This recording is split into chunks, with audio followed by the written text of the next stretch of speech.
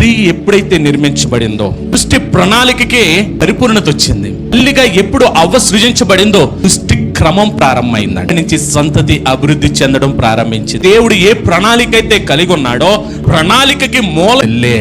రోజున తల్లుల్ని ఇంట్లో మనకు వంట వండడానికో మనకి బట్టలు ఉతకడానికో చూస్తాం, కానీ తల్లి లేకపోతే దేవుని సృష్టి క్రమము ఆరంభం కాల.